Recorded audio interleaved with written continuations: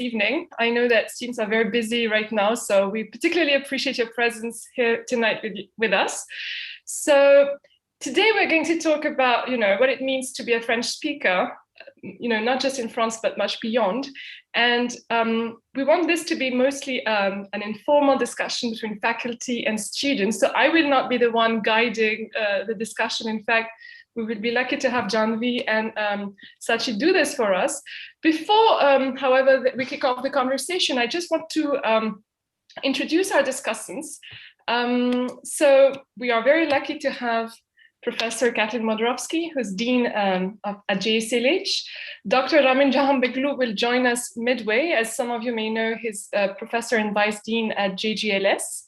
We have Professor Palvi Kishore, who's also at JGLS, as well as Dr. Arun Sagar, also from JGLS. Dr. Maria Jelinskaya Pandey is from JSLH. And we have Dr. Navriti Sharma, who is also the co-organizer of this event, who teaches French at the Global Language Center. We are hoping that Professor Shilpa Gupta will also be able to join us. She also teaches French at the Global Language Center. So this evening, as I said, the conversation will be moderated by Janvi Pandey, who is a student at JSIA, and Khushi Sachdeva, who is a student at JGBS. So we have a very wide panel of people representing all the different schools of JGU. And we will also have two students who will read a poem for us and then sing a song for us. So first, I will ask Sachi to recite a poem, and at the end of the session, Utra will sing a song for us in French, La Vie en Rose, as some of you may know it. So let's start with Sachi. Sachi, can you please kick off with your poem? Good evening, everyone. So today I'm going to recite a poem, and that is Sarah Jacques.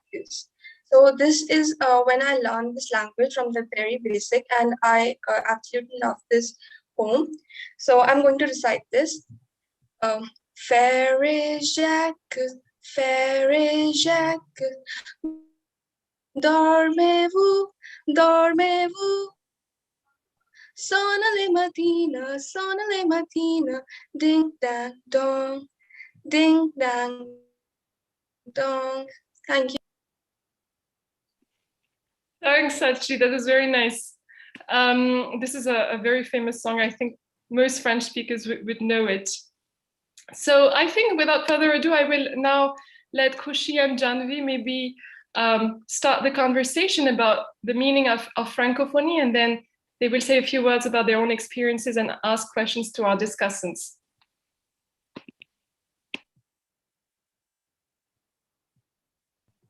Bonsoir, everyone. I'm Khushi, and I belong from JGBS. I started learning the French language when I was 10 in school, and I continued learning it till high school, and I'm learning it in college as well. And the language appealed to me, and French is one of the most beautiful and exotic languages that I have come across. And around 300 million people across the globe speak this language. It is the second most widely learned language after English. Speaking a foreign language has become an integral part of achieving one's socioeconomic and career objective in today's world. As the topic suggests for today's conference, the Francophonie World. The Francophonie World basically means the French-speaking countries. There are numerous countries that speak French, but together they are known as the Francophonie, the French-speaking world. Now I would like to know about all of you, the experience that you have about learning this language. We can begin with Professor Maria.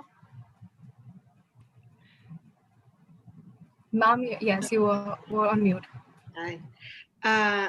Well, I must say that I'm not a pedagogist, so about learning languages, I might not necessarily be as competent to give you any more than my personal experience. I did happen to learn it when I was a child, so I guess it's a very different kind of approach to learning a language. Though unlike maybe others, I was exposed to the French language without necessarily knowing it. So basically, I kind of learned it from hearing it. And maybe French, in that sense, is a language that is very catchy and quite easy to learn from exposure. And France helps because very few people in France actually speak English. So it does kind of force you very quickly, even in larger cities, to start interacting in French. So I feel like that learning from exposure and from being confronted with French speakers was the largest part of my experience. If I may just quickly specify, so we have deliberately chosen as part of our discussion panels to choose people who have learned French at some point of time. So Professor Maria is a good example. So she's French, but her mother tongue is Russian, and she learned French as a young child. Professor Modrovsky learned and studied France when she was in France. She then went on to use French in North Africa. We have Professor Aron, Professor Pahlavi, who also did their PhDs in France. Professor Ramin did his PhD in France too, and then also spent some time in Canada, which, as some of you may know, is a country where both English and French are spoken. Professor Navjoti and Shilpa both teach French, but of course they had to learn French at some point. So that's why we were very keen to have all of them, share their experiences. So we started with Professor Maria. Thanks to Maria for sharing your experience as a young child learning French. Maybe we can ask the same question to maybe either Pahlavi or Aron, or and then I would, or Kathleen, as you may, what you prefer. Who would like to speak about their experiences of learning French, and also maybe what kind of ideas or emotions do you associate with this language? Since this is not your mother tongue, are there some specific emotions or experiences that somehow you associate with this language? Maybe Kathleen, if you would like to say a few words about your own experience of learning French.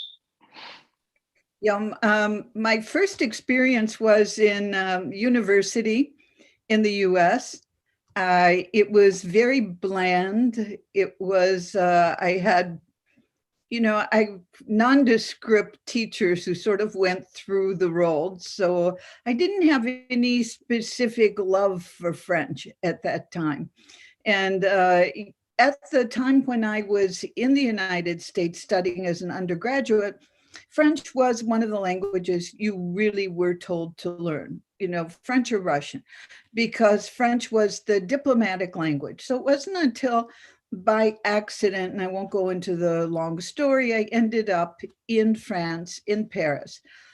My first experience there was one of being a little bit humiliated on the street with bad pronunciation, being laughed at by shopkeepers, told I was saying the wrong thing, but I'm not going to stay with that one, because I found in my experience studying then at the universities in France, I found an extreme generosity on the part of my professors. When they were so open, really so willing to accept my mistakes, so willing to lead me to other sources and people who you just wouldn't imagine that you would be introduced to. Like at the time when I was interested in North Africa, which I still am, Charles-André Julien was one of the experts in the field. And he said, just come over to my house. We'll talk about North Africa, like that, with a cold call. So I found that generosity, to my surprise, lack of snobbery, something that was so wonderful. I'll tell you, one of my lasting emotions that is moved by French, which I do love the language. And, now that we're in lockdown, we love watching French movies, but our memories of wine and food. My food memories, there's no place in the world where people can speak so eloquently about food, have such a fantastic food culture as in France. So I'll stop there, and then maybe at another point we'll talk about food, but getting into the culture is the way I learned French. Thanks, Kathleen. And I can see that Professor Ramin has just joined us. So I will let, of course, Janvi and Khushi take the lead after this, but I just wanted to introduce again Professor Ramin Jahanbeglou. Thank you for joining us from Canada. And maybe actually the fact that— Thank you for inviting me. Well, thank you. Thank you for joining us. And since you're in Canada, actually, this is particularly interesting because you're right now in a country that is bilingual. You were trained in France, of course. You went to Sorbonne. So it would be interesting to hear about your experience of learning the language and then, working and living with this language, both in France and in Canada. Maybe it would be interesting to compare the two experiences. Is it my turn? Yes. Okay. So hello to everyone, all my friends, colleagues. Actually, I'm going to join you on Monday. I'm going to arrive back to India on Monday, so that's going to be nice after so long time. I have a lot to say about French because, first of all, as a philosopher, I think that language is not only a communicational instrument; it's also a spiritual principle. So my contacts with all languages in my life has always been very, very much spiritual and not only communicational. But I think that France and French language has a very special part in my heart and in my mind, especially because I practically grew up with French and I learned French through my father. My father was an Iranian, of course, but he did his PhD at Sorbonne. He was a communist. He was a member of the French Communist Party. He was married to a French woman before my mom. So when I was a kid, I had practically half Iranian, half French education. And he always wanted, and despite the fact that before being a philosopher, I wanted to become a doctor. So I passed all the exams for GCE, SAT. I wanted to go to America with a visa. I landed up in Paris and didn't become a doctor. I became a philosopher because of the French intellectual, ambience, I would say, in the society. But what was very important for me actually is that I discovered French through my contacts because I lived also in Algeria.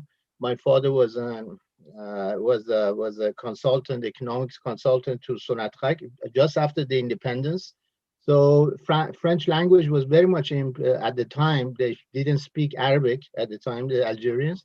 So I discovered Algeria also in a very Camusian way, and that's why I love Camus and I still write on Camus. But when I started my learning a little bit more about French language, I mean, truly learning, they asked me, they said, if you want to learn good French, go to Tours, Indre-Loire. So I landed, before going and living in Paris for 20 years, I started my life in Tours, where the people were very bourgeois, as you know, but they spoke a very good French.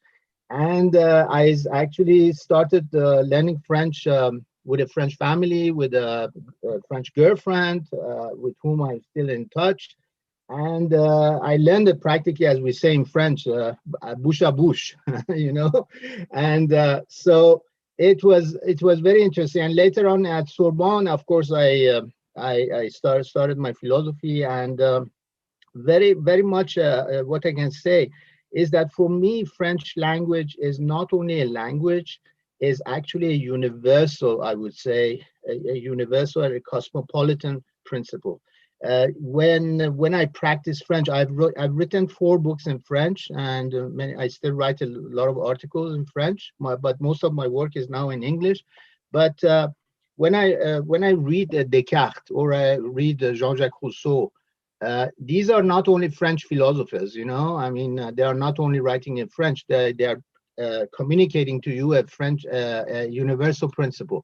So for me, practicing French, which I still do without getting paid, I worked with Alliance Française of Delhi, just for my love of France and French, is to practice cosmopolitanism, which English language never gave me, despite the fact that I still practicing it, of course, at Jindal University, but I also practice it at a very high level with English-speaking intellectuals all around the world. But France and French has always been very cosmopolitan. It's a way of living for me, you know, through French language, which English language has never been. Now, for Canada, only one word. I live in the English-speaking part of Canada, in Ontario. I live in Toronto. Actually, part of the year I live in Toronto. So here again, I have some French-speaking friends, but really I never spoke, never practiced really French, because I taught at University of Toronto and York University, and it was, as you know, English speaking. Thank you. It's great to get to know more about your experience. Actually, I didn't know that you had connections with Algeria. This is really fascinating, and it shows again that, you know, French, it's not just about the French. French is a language that can be used elsewhere and that can open doors to cultures much beyond France. So it's really nice to know this part of your experience. I think, Janvi, you have a question that you want to ask. Yes, go ahead. Professor. So hello, my name is Janvi and I'm from JSI. My question was actually to either Dr. Pallavi or to Dr. Arun, because they've both done their undergraduation in India. So I would be very happy to know what their experience was in terms of pursuing their postgraduate studies in France or in French-speaking countries for that matter, and what motivated the choice, and how that choice has helped shape what they're doing now.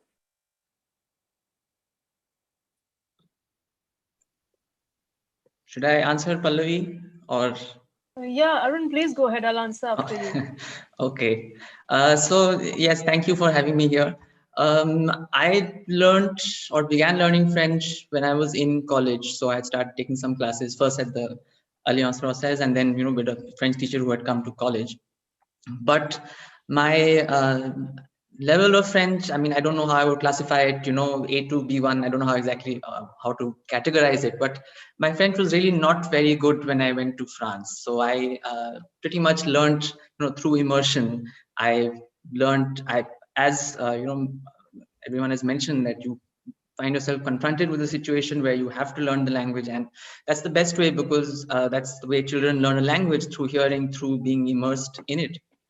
And so that was a very a wonderful experience, because it was very intense. I found myself, I have vivid memories of being in the classroom, and I'm a student in the classroom, there's a professor speaking, and I don't understand a word of what's happening. And so it was a very intense, I could say, experience. But then it's also the fastest way. So very soon I began to you know, pick up and understand what was happening. So I'd say that, you know, being in France was really the way that I learned French, and which was a great experience. In terms of motivation, well, my own motivation was a bit, I would say, unusual, because my motivation personally was that I didn't want to work as a lawyer. So I studied law, and I didn't want to work as a lawyer. And I wanted to study, and I wanted to, you know, get the chance to travel and study abroad. But I was not a good student. So I don't tell my current students this now, but I was a very bad student at the undergraduate level. So my grades were terrible, and I would not have, you know, gotten a scholarship and admission to go to any of the English-speaking countries where all my classmates did want to go and study. But at that time, you know, there was this Erasmus Mundus program which was developing, and they were looking for students from outside Europe to come and study in Europe. And so it was this opportunity which, through this lucky combination of circumstances, came my way. And so of course I grabbed it with both hands. And then, so I did my master's in France, and by that time I enjoyed living in France so much, and I loved everything about France, my life there, that I wanted to stay on and do my PhD there. So that was the personal sort of journey. In terms of emotions attached to French, well, I would say, and I think everyone in India, most people in India speak more than one language. So we already have a sense of this, that a language is an identity. You know, so the number of languages you speak is the number of lives you have, or the number of worlds you have. And so for me, speaking French was learning to speak French was a whole new identity, a whole new life, a whole new world. And it was certainly, I think nothing can be more rewarding for me personally. Nothing can be more rewarding than developing a life, a new world like that, which I still experience whenever I get the chance to speak French now. So as some of my colleagues here on this panel know, I'm very, very keen to, get the chance to speak French even now, because then when I speak French, I feel that this other identity, this part of me, which is not there when I'm speaking other languages, gets, revived. So I'd say that for me, it's a very, speaking French is a very, very profound experience. Thank you so much, Professor Arun. I can actually relate to that a little bit because I am a lawyer who didn't want to be a lawyer, and I started studying French when I was in my junior college. But I'm going to now ask Professor Pallavi to talk about her experiences. Thank you so much for having me on this panel. So, my experience of French.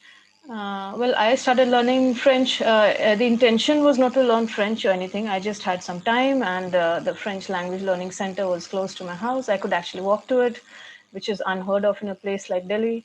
So I would walk to it, and I just started learning the language. I was just looking to learn something, and then I found learning a language, in this case French, a very rewarding experience. And of course, we had very good teachers. I still remember the teacher's name, Deepa Chaudhary. She was excellent, So I learned the language, and I'm very fond of writing. So when I learn a new language, I want to write in that language. And so I decided that, of course, I was very sure early on in my life that I would do a PhD. So I decided that this PhD was going to be written in French because I liked learning this language. And so I decided to, explore opportunities, and I did my LLM, and they were there, and then I did my PhD there. So yes, I mean, for me, the French language, I mean, I'm very fond of writing. So when I write in French, well, I'm fond of writing in all languages. So since we're talking of French, when I write in French, yes, it just gives me immense happiness. It just can't be expressed. And I don't know why it happens. So as I said, I didn't choose French. So because I love all languages, I'm willing to learn every language possible. I've tried my hand at 9 more languages. So, so I don't know why this happens. It's just inexplicable. But yes, I love writing in French, and I'm currently working on an article in French. It's very difficult to have resources in a non-French speaking country, but I'm trying my best. So yeah, and I mean, and of course I like reading in French, speaking French, whatever. So during the lockdown, what I've done is that every night, 10 minutes I read in French before going to bed. So I have a lot of French books, and I have them since around 20 years, but I never had the time to read them. And the lockdown gave me the time to read 10 minutes in French every day before going to bed. So yeah, and currently, like I think I had spoken to some colleagues. I'm also working on a translation, like I'm translating from French to Hindi. So that's pretty tough because, like all the speakers on the panel have said, a language is another life, so it's another world. It's completely different. So translating from French to Hindi, I've never done anything more difficult. I'd rather write my second thesis in French because that's going to be easier. But definitely, like writing a law thesis in French is very, very difficult because they have different rules as opposed to what you would do in India. Rules that I never understood and I struggled with. And of course, like my experience with the teachers was very different from what Kathleen said. It was presumed that you had knowledge of the system, and I racked, my brains, and I looked at every library, but I couldn't find books that would explain as to how to write this thesis. So I just had to do it on my own. So and yeah, I mean, it's very different. Like at least in law, things are quite different. So my experiences are very different from that of Kathleen. But I won't stick there because what sustained me in France was my love of the language. And I have this desire to explore, like I said, not just France or French, every other culture. I'm very fond of research and exploration. So that really sustains me in whatever I do in life. And so that sustained me in France as well. And it sustains me even now. So as I said, I read 10 minutes of French every day, and then I discover new words. So what I will discover tonight, I'll make a list and I'll look it up tomorrow on the internet. So that's what I'm doing every day. I'm still learning, and what I find really like difficult, illogical, then I take pictures of that and I send it to my French speaking friends or to my French friends and say, why is this so? So why is a definite article before this word, but not definite article before that word, you know? So why is it like L apostrophe India, but not L apostrophe Israel? So I send questions like that to my friends, and then they're like, we don't know the answer because they're not French language specialists. Some of them are, but some of them are not. So the learning process continues, and that's what I really enjoy about this, that it's unending. And I really hope it's unending. I would not want it to stop any day, because then then I don't get enriched anymore. Right. So I really wanted to continue. So yeah, I mean, that was my experience. Basically, I want to highlight the fact that I didn't choose French, it just happened. And the fact that I love writing, and that, you know, I decided to do my PhD in French. And yeah, I mean, like, I wouldn't mind an opportunity to write anything more in French if I had to, you know. So that is why I'm writing. Currently, I'm writing articles. So yeah, so that's that. Thank you. Thank you. I have plenty of questions to ask all of you about, you know, how it shaped then your studies and your work. But I think this we can ask maybe in the second time. I think Kushi wants to ask a question to Navriti. So Kushi, please go ahead. I would like to ask Professor Navriti about her experience in learning French and why did she choose to teach French language? Yeah, thank you, Kushi, and bonsoir, everyone. In fact, it had been just by chance. I never decided to do, and to be very honest, it was my mother who was a driving force, and you know, she encouraged me to do this language, and it has been a very interesting experience, but very challenging also, because I never learned school in French. It was always after school. So I started right from the basic, no one to guide, in the sense that being in India, we are Anglophone, and it's been a very interesting but very challenging also. So I started with my graduation, then I went on to my master's, then to my MPhil, and then to my PhD. Of course, I did from Delhi University, but from my after my master's, I had a lot of opportunities to travel to France, because I was working partly with studying partly with University of Montpellier, and in my MPhil and PhD, in fact, as Professor Raman has said, that you know, he's got a lot of knowledge regarding Algeria. So my area of expertise has been Algeria, and the best thing was that, you know, French gave me an opportunity to know something beyond India. It opened doors to society for me, and it was um, really interesting to know that how French, you know, for the North Africa, rather, you know, for Francophone countries, which were once colonized by French. I mean, I never knew that it turned out to be a great asset, especially for the writers. And it's not just about the male writers, but also the female writers, you know, because Algeria itself, writing in Algeria and expressing your personal point of view, especially for a woman, has been really challenging. And French has really served as a tool, which I never knew that it has been very challenging for the writers when it comes to Algeria. So it was really nice for me to read different writers like Asa Jabar, Malika Mukaddam, and Yasmin Khadra, and how they have, you know, and I had no clue about Algeria before when I ventured into this, my MPhil and PhD. So altogether, it was something very new and very challenging, because I really had no clue about Algeria. So it's like, you know, knowing right from the beginning in depth about this thing. So it has opened doors for me also as well. And yes, of course, going to France has been a great advantage for me. I worked on my French being in France a lot of time, and truly being from India and working on the subject Algeria, which used to comprise so many domains, that was colonization, women writers, male writers, even the Algerian War. I mean, when people used to ask me, they used to be actually very impressed and shocked as well, because somebody coming from India all over and working on the subject and speaking in French, it was a matter of pride for them. And they always appreciated me and took it in a very positive manner. And that really made me, you know, encouraged me a lot to work more on it. And even today, you know, being in India, I keep on looking for opportunities to converse in French. This is something I miss. I miss immensely, because, you know, it's always good to brush up your language. It's always good to keep yourself updated. And it's really a little sad that, you know, you don't have people around to speak in French. So it makes me really happy when I've met such eminent professors in JGU. And that gives me an opportunity to look forward and talk in French and share my ideas, in fact, on Algeria. So I really look forward to that. Thank you. Thanks, Navriti. I think Janvi, you want to jump on this occasion to ask another question. Go ahead.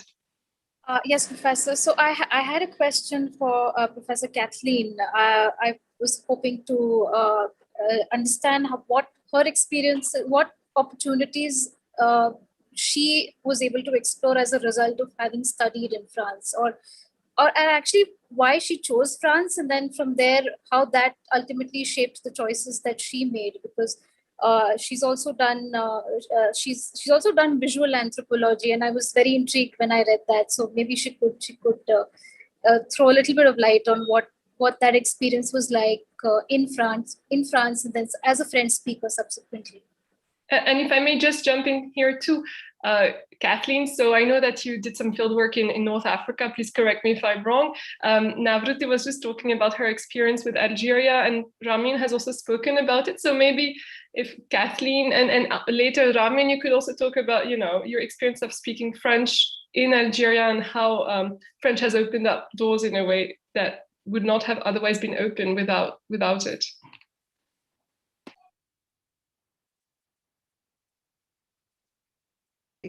That's exactly, France was an accident. And once it, I started studying, I realized that it was almost fate that I ended up in France. And I started studying at the School of EHSS, the School of Higher Social Science Studies, and also to learn Arabic, the Oriental Language Institute. So this was my double life. France was so associated with North Africa as a colonial country. Tunisia became the area I wanted to work with. I met my mentor at they call it l'école, Germaine Tillon, who was really a wonderful pioneering woman. And I spent much time with her. She went off on her own to work with the Tuaregs in the desert region, created a dictionary, did absolutely wonderful work. And she never saw any limitations of what could be done. So going to North Africa for me was a natural. I went to Tunisia because some of my fellow students were Tunisian, and one fellow said, go live with my mother in the desert, which I did, okay, because I wanted to study anthropology. So I went to the Sahara, a little oasis called Dous, where French comes in. There was a long legacy, it's a mixed relationship with the French language and with Arabic. At the time I was there, students were still studying, that was 70s and 80s, students were still studying in a bilingual milieu. They were obliged to learn French, and the schools were, taught in French, the public schools, and in Arabic. So that was interesting. Since the 1990s now, there's more of a regulation to study in Arabic. But I felt that this was a wonderful opportunity to learn more French and to learn Arabic at the same time. Where this took me was my professors in France created a network of contacts for me in Tunisia. And I would encourage any student to become very friendly with their professors, with their mentors, because they will help you. I think part of the profession of teaching is to help other students. One of my great joys working with French, the French language, was I spent hours in the National Archives in Tunis and also the National Library in Paris. But the National Archives in Tunis were a wealth of records kept by the early colonial officers. And they were written in impeccable French. They were also not written so much if you had a commander who was a military commander going into a region. It was his sense of wanting to write with absolute exactitude what he had seen. Anything from the type of animals that were there, the rainfall that was there, the diseases that wiped out entire populations. So this became fascinating for me and created some of my best moments reading French was going through what was called the Kaid. It was the local people's notebook, so to speak, that was an account over 100-year period of what was going on in areas that were not so well known at the time. So that was my experience. And, I think without French, I never would have ventured into North Africa. Later, I worked quite a bit in Mali, which is also a Francophone country. But without French, again, I never would have been able to work in these countries. And as so many of you have said, the language opened up a different personality of who I was and gave me inspiration. Thank you so much, Kathleen. Ramin, can you just say a few words about your experience of French in Algeria? Maybe you spoke of Albert Camus, who is of course a great reference, but I was keen to hear more about this. Yes, actually, it's a little bit difficult to understand because I had a trilingual education when I was a kid and later on until going to France at the age of 17 and living there on my own because I switched from Persian to English to French. And while I was in Algeria, I went to an American high school, not a French high school.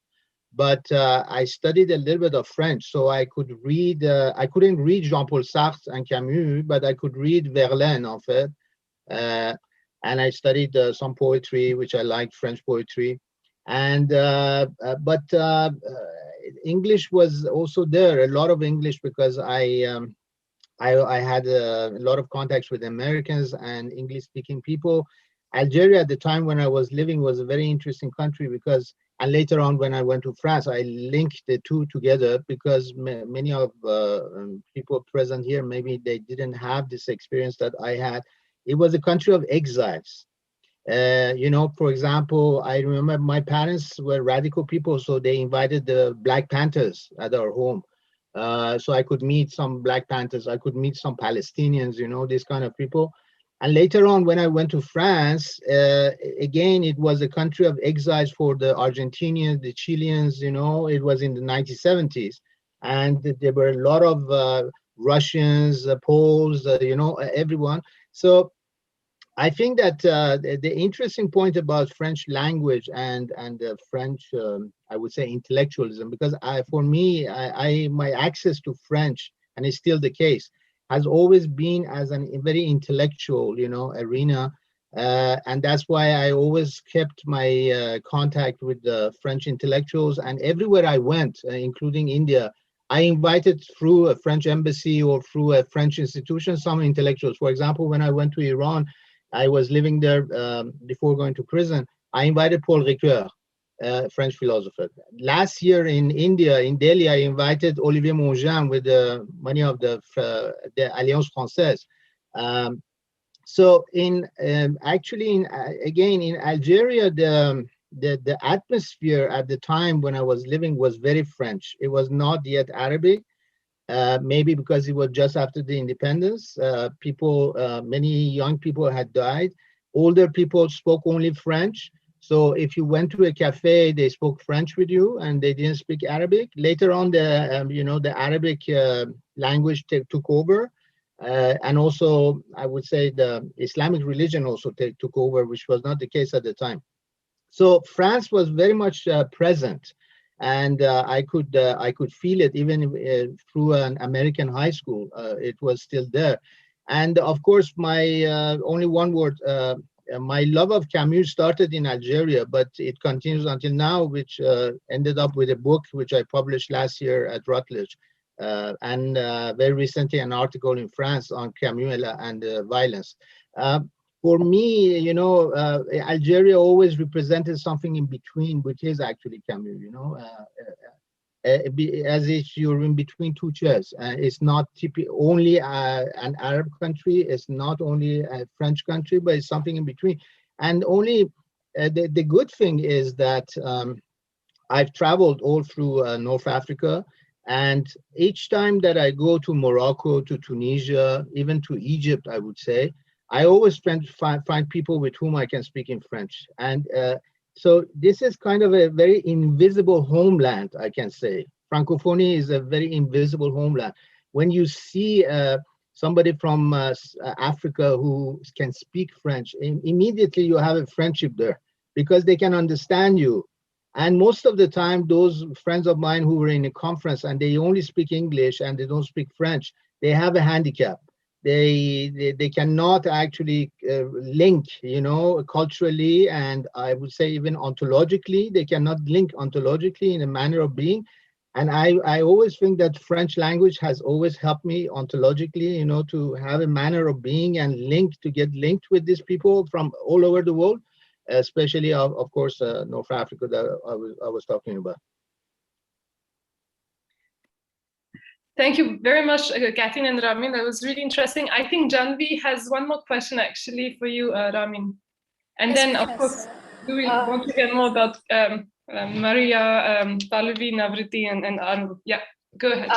Professor, so I was hoping to ask you a little bit about, so you've taught philosophy in India, but you studied philosophy in France. So I was wondering if you could just in brief tell us a little bit about, you know, the differences and the nuances of the two intellectual traditions. I mean, if you probably you've had the chance to now experience how philosophy is studied in India. So perhaps you could also, you know, give us that little bit of contrast and, you know, what are your experiences engaging with philosophy in India and in the French-speaking part of the world? As you know, I'm the vice dean of law school. I'm not teaching in humanities because actually Raj asked me to become to start teaching law students, which is very bizarre for me because all my life, you know, I've studied history. I have a master's in history. I studied political science, and then I did my PhD again in philosophy. So, but I never studied law, of course.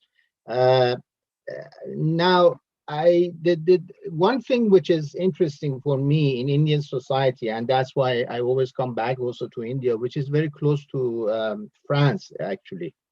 It's not the case for many other countries, is that in India, you have also intellectuals, you have public intellectuals. Despite all the problems that we have, we still have public intellectuals. For me, and all the people with whom I did books or I have a friendship in India, like Romila Thapar, for example, or Ashish Nandi, or Dipankar Gupta. These are actually a very French-style public intellectuals. And having public intellectuals for me is very important because I consider myself as a public intellectual for a country like Iran, which puts me in prison, for even a country like India, where I write about Gandhi and Ambedkar and others, or for a country like France, in which I continue to write on Camus, or I write on other aspects for Esprit, which is an intellectual, you know, journal. So I think that the good thing is that in some universities still in India, not all universities, and I have to tell you that my students at General University in law, they are very lazy students. So because I was not, I mean, they don't read books. They are not interested to watch classical movies. I have to push them to watch classical movies. That's why I initiated a course on law and movies, but these are not French movies. These are American movies. So always asking them, go and read your classics. I mean, either you read your Indian classics or you also read the classics of humanity. And part of these classics are French writers, as I said. I mean, which are not only French writers, they belong to our human heritage. I don't see how one cannot read Jean-Jacques Rousseau, you know, at the same level that you have to read Machiavelli or Hobbes, or you have to read Marx and Hegel, or you have to read Arthashastra or maybe Bhagavad Gita. So it's very, very important. But we need also in academia, we need a push towards intellectualism, which in France still it can come very normally, you know, without much pressure, because you know, you grow up with this intellectual tradition. Even when you go to ENA, or you go to Sciences Po, you know, I went to Sciences Po, so, and even there you have an intellectual, despite the fact that they want to become public servants, or they will become later on ministers, or even president of the republic like Macron, they still have this, you know, aspect, you know. just one word of information and interest for you. I remember I saw Macron when he was a secretary to Paul Ricoeur, and he was studying philosophy. You know, he's much younger than I. And when he used to come to Esprit when I used to go there. And at the time, he was just a secretary. He's today president of the Republic of France. You know, because he was interested in philosophy. He was interested to be a secretary of a philosopher because he could learn a lot as a public intellectual. And then, of course, he became a minister and now a president of the Republic. This is France, actually. This is how France goes. Not much in other countries, I would say. Thanks. I think, Khushi, you have questions to ask. And then we will ask the audience, of course, for questions. So Khushi, please go ahead. Yes, I have a question for Professor Arun and Pallavi. What does the changes they experienced after studying law in France? What changes they experienced in their life? Arun, please go first like last time, and then I'll go after you.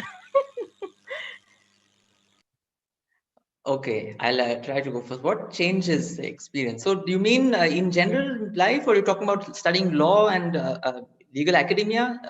Should just specify your question a bit so I can try to answer it better. About studying law. Studying law. Okay, so I think as Pallavi mentioned, the academic sort of system that you have in France and maybe in a couple of other European countries, I'm not sure, is very different from what we typically have in India or in English language countries. So in terms of the style or the structure in which, you know, you write, whether it's a thesis or you're just an answer in a question paper, there's a certain style and a structure that is different. So then learning to work in a different way, learning to write in a different way, it was, I think, something that, yes, it was a bit hard at first, but it's certainly something that is valuable because it brought a new dimension to my thinking. And you know, then by the time I was writing my PhD, I could sort of understand and see the value of, you know, they have a very rigid structure. I don't know how much Khushi, you're aware of this, but there's a very rigid kind of structure when you're writing academic work, you know, of it being divided in parts and then subdivided and so on, which is very foreign for someone who's not grown up in the French education system. So it takes a while to learn and to get used to.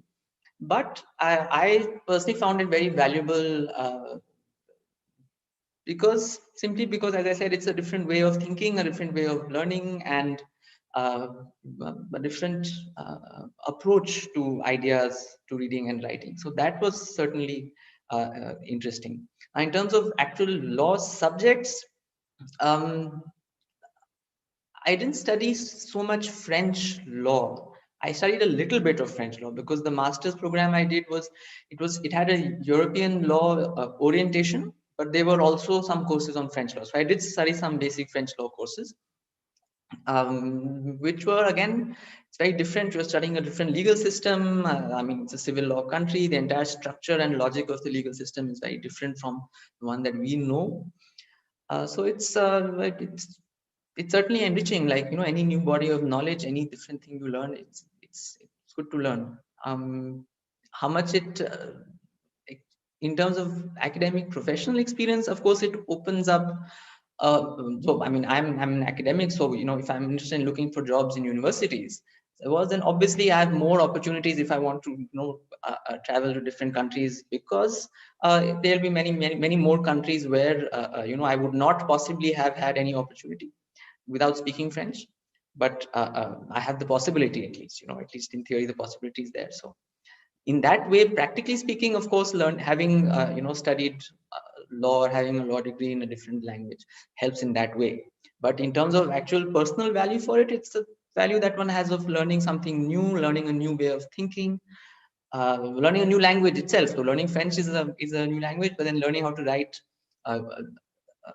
legal text in French is also a different kind of new language that one learns. Just as in English, I mean, speaking and writing English is one thing, but then learning legal language is a sort of separate dimension that law students have to do.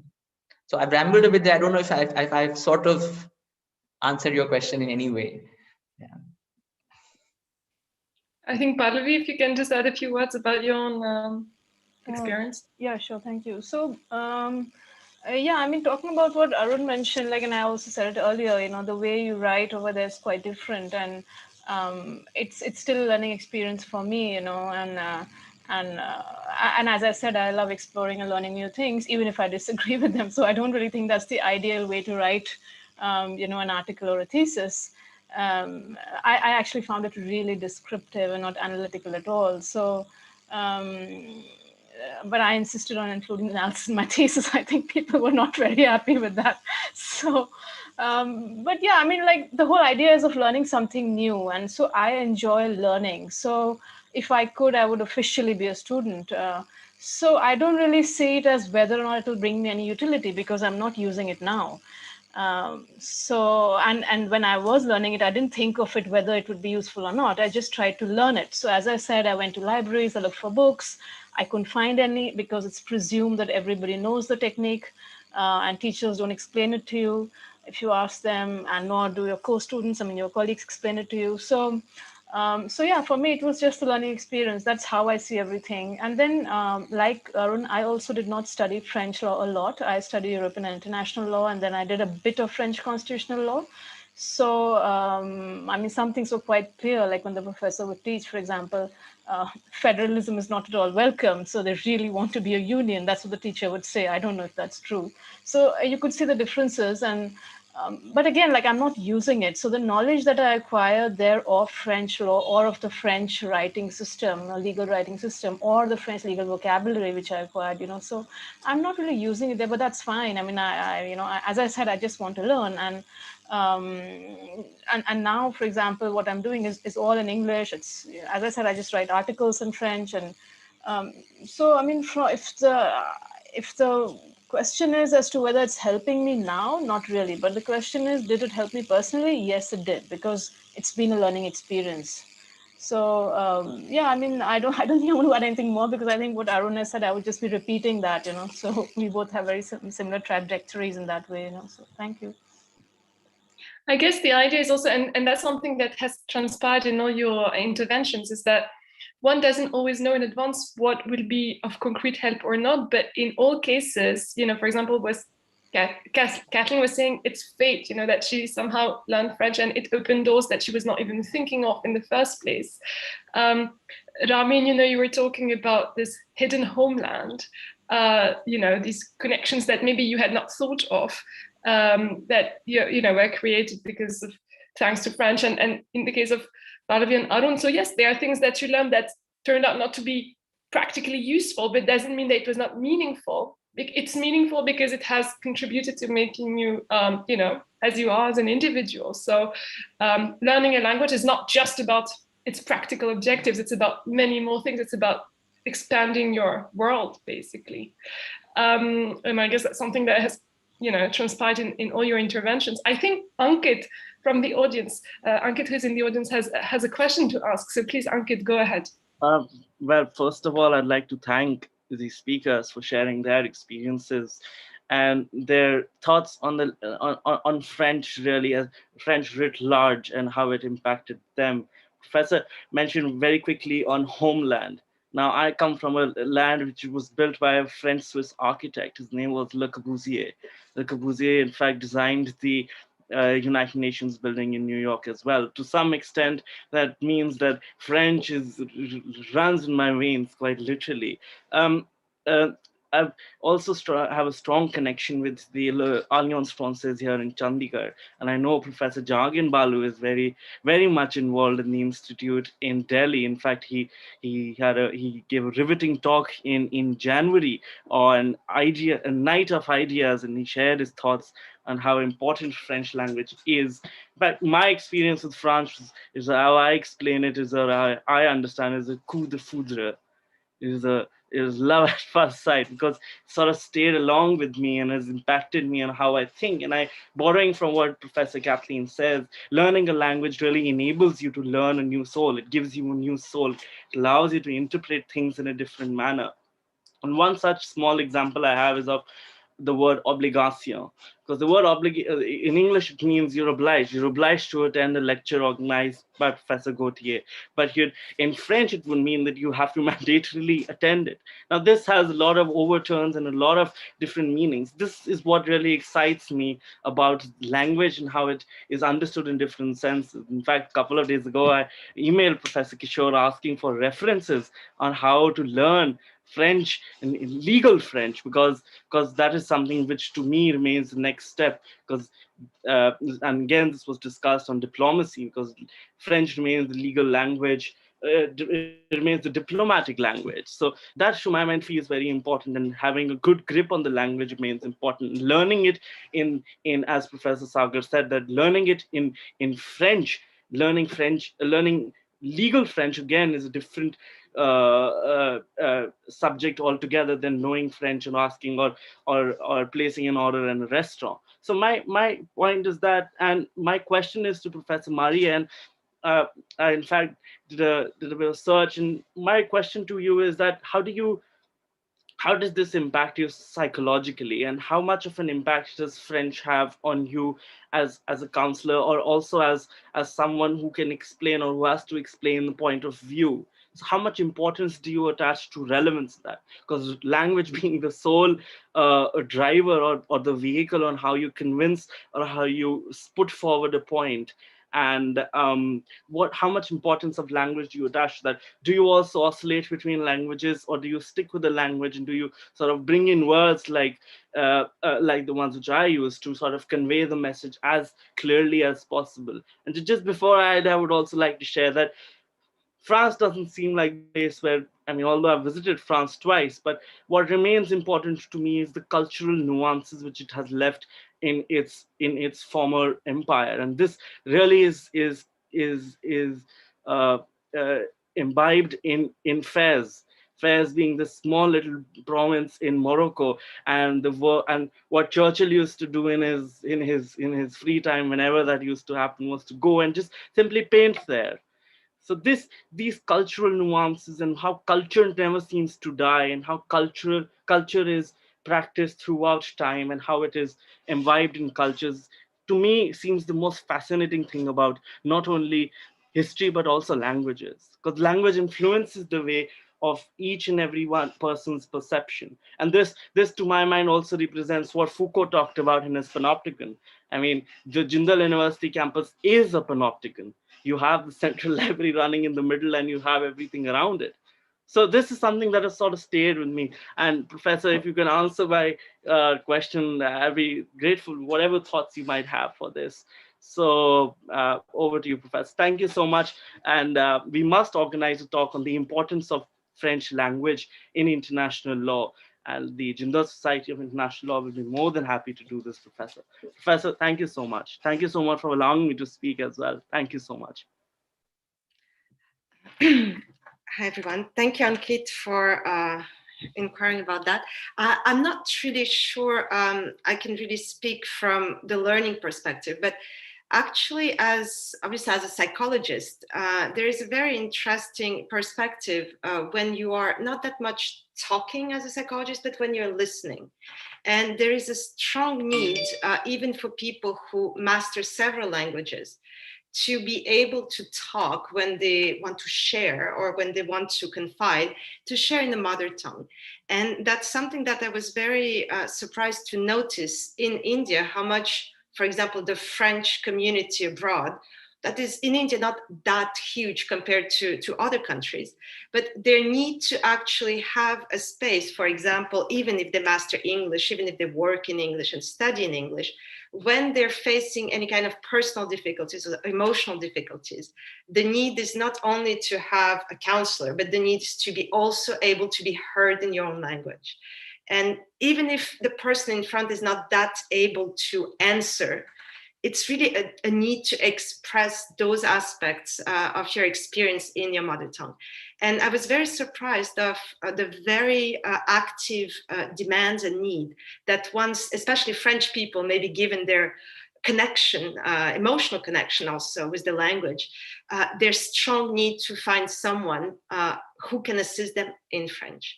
So I feel like in that sense, most probably that would be true in many languages. But with French, and as far as a psychologist, I must say that that's something that I even noticed in Canada, though being a bilingual country.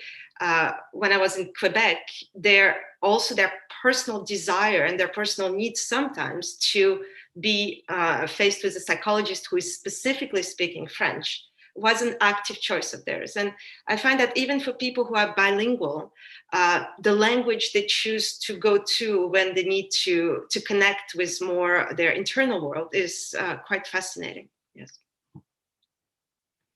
Not sure if that answers your question, but that was my take on it.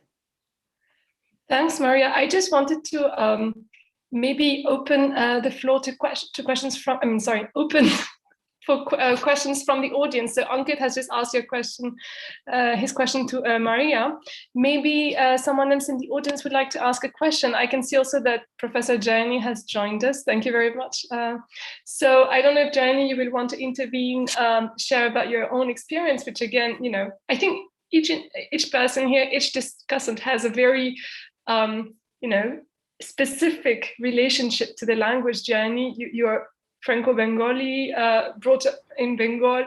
Maybe if you want to speak a bit about your experience, that would be great. And I don't know if we have other questions from the floor. If that's the case, please do not hesitate to raise your hand. We'll be more than happy to let you speak. Jayani, would you like to say a few words? Thanks for joining us. Not at all. I mean, it was very nice listening to everyone and hear about the different experiences. As you explained, my encounter with French was very, very different. First of all, I did not study in France.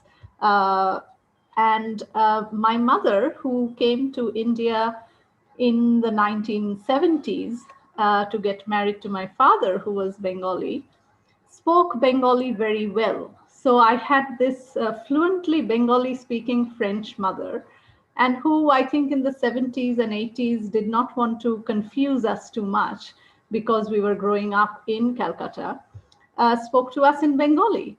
So I did not learn French till much, much later. I went to, believe it or not, I went to the Alliance Française in Calcutta when I was about 12 or 13. And so I learned French separately also in school. But I think there was that phase in my life, between 12 to 20, where we used to go visit my grandfather and my cousins. And so that was a very sort of intense period. And, that's where I really picked up and started talking in French. Believe it or not, my mother and we mostly converse in English at the moment. We speak French only when we don't want other people to understand what we are doing, what we are saying. So yes, it's been, and my father never spoke French, so that was different. But I quite liked, I think I think Pallavi mentioned this and others as well, about how the language opens up a completely different personality. And I think it would speak to what Maria was saying. I feel that, and I'm sure everybody does, I'm not exactly three different person, but yes, almost three different person when I'm speaking English, when I'm speaking Bengali, or when I'm speaking French. Hindi, I don't quite relate to, so I don't have a sense of a personality there. And it's amazing, I think, how even our view towards the world is so shaped by the language we speak. Yeah. Here, I'd like just to jump in. I completely relate to this. So I'm French and I learned English much later, but I realized that I now find the need to read, newspapers in different languages to have somehow a more balanced view of the world. Otherwise, it would be a very Franco-centric view of the world. But I find that, when I was in Britain, English speakers that also had a tendency to be, quite Anglo-centric, which is normal because that's the language they use. So it's not that one language is by nature more cosmopolitan than another. I think it's really the effort to reach out to other, it's really by learning other languages that you can gradually open up, your windows and your horizons. So I completely relate to this idea that, it allows you to think from a very different perspective. I have seen that Professor Stephen Marks has joined us. I don't know if he's still here. Professor Stephen Marks, would you like to say a few words about your own experience? Because you again, so you're American, but you studied French to such an extent that you wrote your PhD in France, and we all know that you speak excellent French. So maybe you would have a few words to say about your own experience. Well, I didn't want to jump in because this has been an excellent opportunity to reflect on the influence of the Francophonie on this wonderfully diverse set of faculty members. And I know that the time is up, but I can't resist jumping to the bait of saying, what about French and international law? Because that's how I got started. And I left the United States to study international law in Holland, because we all know that the birthplace of international law was Holland. And I was there under one of the most famous professors who said, what are you doing here? If you want to do your doctorate in another language to prepare a career in international law, French is the place to go. So I left his office, boarded a boat, went to France, went to Tours, first of all, and I have to acknowledge Tours from those who have discussed it, and then ended up studying French. And what can I say? It's been like the other experiences related here. It has been transformative. As Kathleen said, it is through the culture that you begin to really absorb the language and live it. And professionally, I had a good part of my career in the United Nations. And of course, the two working languages of the United Nations are French and English, and there are 5 official languages, but 2 working languages, still French and English. So it has been instrumental in my career, and the advice of Professor Van Panhuis in Leiden actually transformed my life. So I could tell you plenty of stories, but I think time is already up, so I'll stop there. Thank you so much, and Stephen. Congratulations on a wonderful, wonderful session. Thank you very much, Stephen, for jumping in. That was really nice. It was really nice to see you. I don't know if Janvi and Kushi are telling me that they don't have further questions. So I think maybe we can conclude this session with Utra, who will sing La Vie en Rose for us. I would like to say again, thank you to all the discussants, as well as to the students who have taken part in this discussion. We wanted this to be more, we thought it would be more interesting and enjoyable for everyone to have an informal conversation about, the experiences of speaking French. And as we have seen through our very diverse panel, learning French, it's not just about what can I make of it, in terms of career, it's also about opening up a new world for oneself. And this can be true in France, but also in other parts of the world, in Nigeria, Canada, and in India itself. I really like the way in which Professor Ramin, for example, spoke about this hidden homeland, or French as another kind of cosmopolitan language. And I think that this is something that in many ways all the speakers have reflected through their intervention. So thank you again for taking part in this discussion. I'd like to thank, of course, Navriti, who's been a co-organizer, very active in organizing this talk. So before we leave, Utra, would you like to sing this song for us, which is quite an iconic one? Thank you again for participating. Yes, hello everyone. I'm a student of JSLH, And before I start, I'd like to say that I just started French in college, so I hope you'll all forgive me for any errors in diction. I'm only singing a part of the song, so here goes.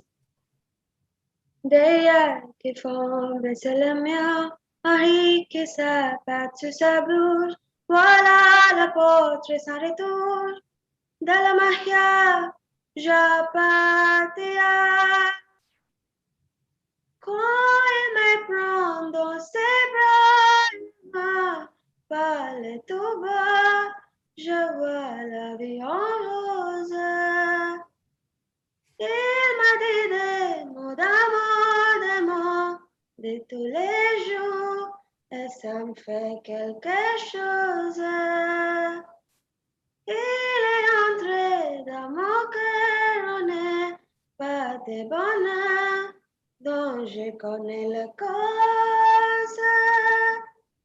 C'est lui pour moi pour lui dans la vie. Il m'a dit la journée pour la vie. Thank you, everyone. Thank you. That was beautiful. Thank you so much. There's no way I would have sung it as beautifully as you have. So a big bravo, félicitations. Thank you, Rudra, and thank you to all of you again for participating. I saw in the chat box that some of you had mentioned the possibility of having French language Zoom sessions. I think that's Arun who suggested it. That's definitely something we can think of. We're also hoping that in some time we'll be able to open an Espace France on campus, which will encourage such interactions and will allow us to organize cultural programs on the same line as what has been mentioned by Professor Ramin with the Alliance Française. So we'll see if this works. Hopefully it will, and we'll be very happy to see you there when it happens. So thank you again, and have a very nice evening, all of you, or a nice day if you're in Canada and Europe. Thank you. Thank you. Thank you. Bye-bye. Thank you. Thank you very much. Thank you. Bye. Thank you. Bye-bye. Bye. À bientôt. À bientôt.